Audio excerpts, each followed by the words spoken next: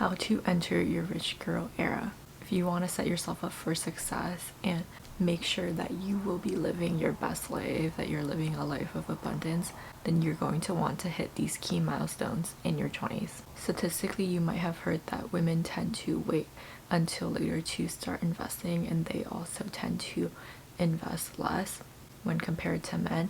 I find this to be very alarming, and I hope that if you're not already investing in your future, that this video will inspire you to do so.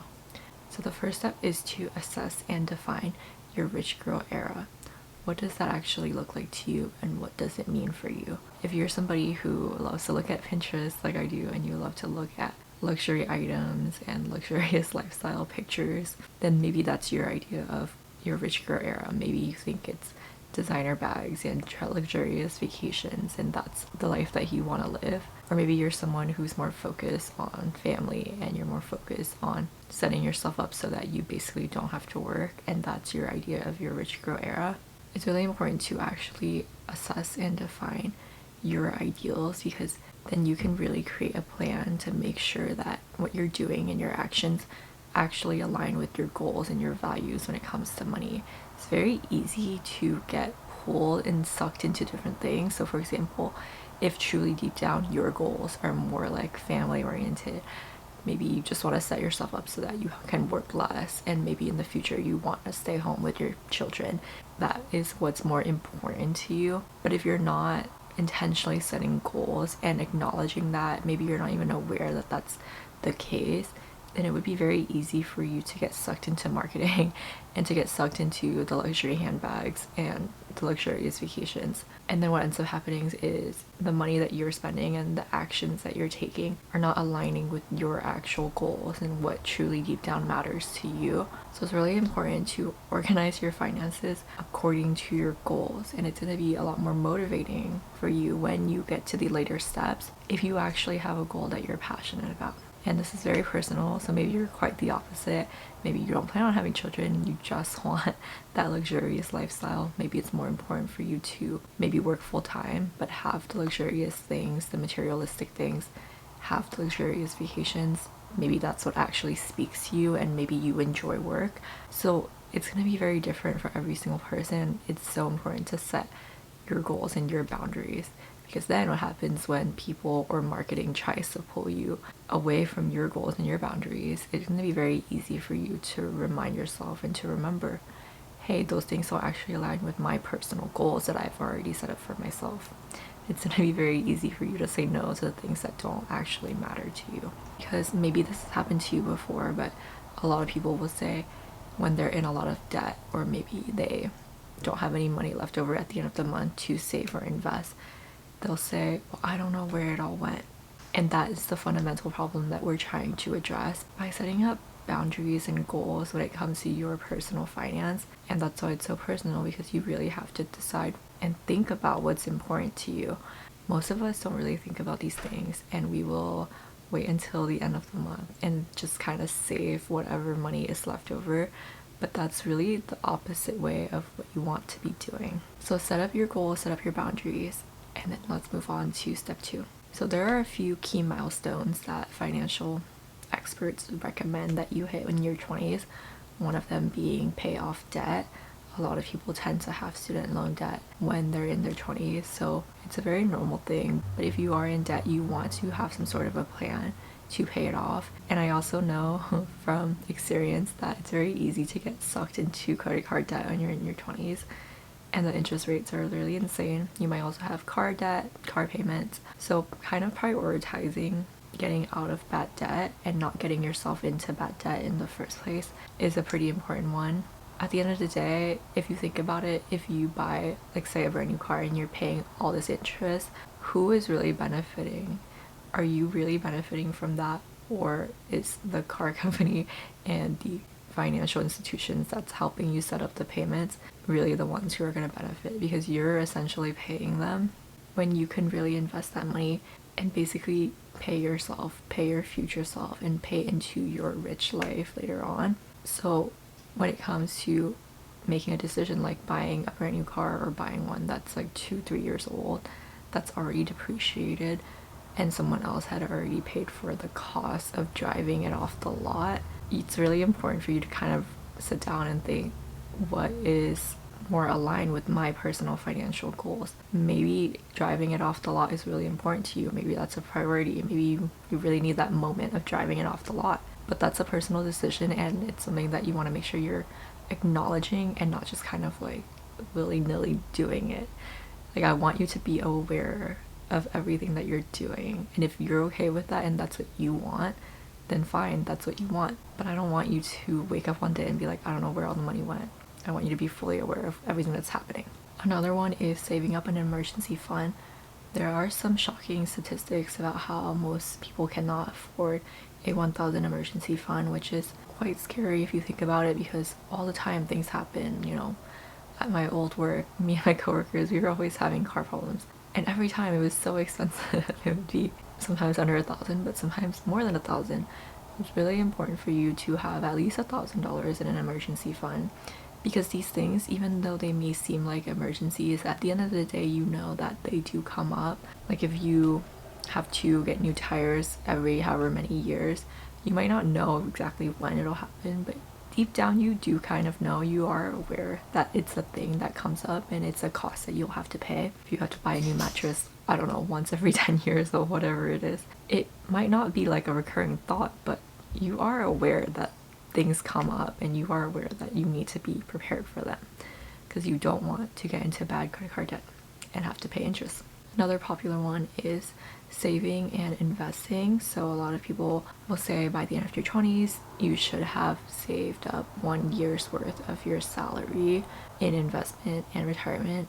And I think sometimes when I watch these kinds of content and these kinds of videos and I read the comment section, there's a lot of negativity around that. You know, people will say things like, with what money? Or they'll say, how can I do that when I'm drowning in student loans? How can I do that in this economy? And while there are definitely things that can be addressed with the financial institutions that we live in, I also don't want you to have the mindset of that it's everyone else's fault, or that you're not able to be in control of your own life. You're not able to be in control of your own finances, because that victim mindset will really, it's not going to get you anywhere. If anything, it's going to lead you down a dark place financially. So it's really important for you to realize that you do have control and you do have agency over your own financial situation. Like, I understand that there are imperfections and I understand you might want to acknowledge them. I'm not saying don't acknowledge them, but I'm saying don't let it keep you from entering your rich girl era. Don't let it keep you from your actual goals. And there are a few ways that you can set up saving and investment. There's the 50-30-20 rule, where you put 50% into your needs, like housing, utility, all the basic expenses that you need to live, and then 30% into fun and just living your life, and then 20% into savings. And some people will flip it around and save 30% and have fun with the other 20%. You can kind of play around with the numbers. These are just some general guidelines. And once you have your 3 to 6 months emergency fund, put that in a high interest savings account. Don't touch it. And then all of your savings after that, you actually want to make sure you're investing.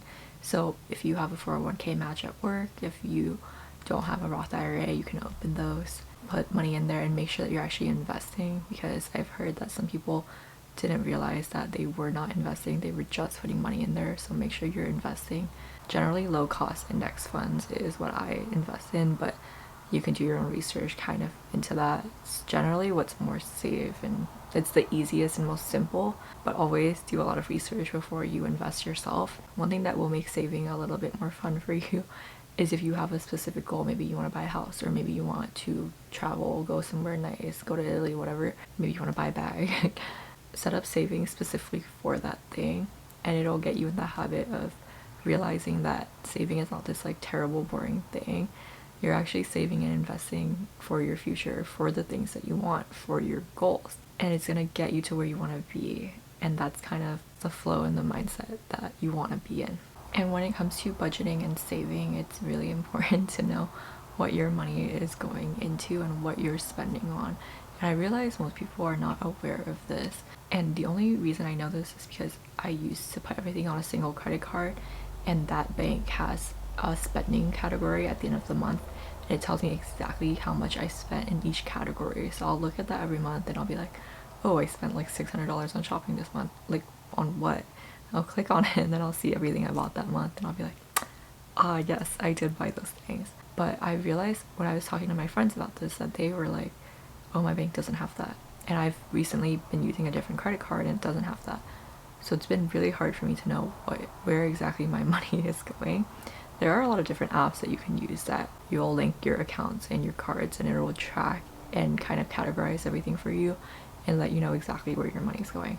Or if you don't want to do any of that, you can just simply look at your statements and see exactly where your money's going. But this is really important because before, when you made a plan and when you decided what was important to you, what your values were financially, now this is the part where you're going to take action and really take a look and see if your lifestyle and your actions match your goals and match your financial values. And this is a fun story that I love to tell, but I used to spend like $600 a month on shopping and I would buy like the shittiest clothes from like Forever 21 and whatever.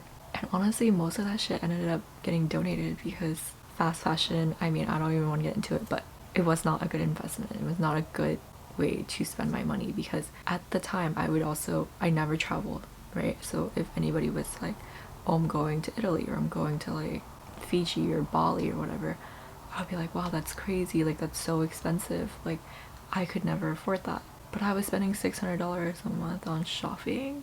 I could have definitely afforded that. And if I had known and realized, then I could have prioritized and said, hey, I would rather go to Italy than shop and buy clothes that I don't wear that I'm going to end up donating anyways. So this is why it's so important for you to really know and track what you're spending and where you're spending it to make sure that you're actually okay with it and that you're happy with how you're spending your money, because you work hard for your money. Why should you not prioritize your needs and your wants?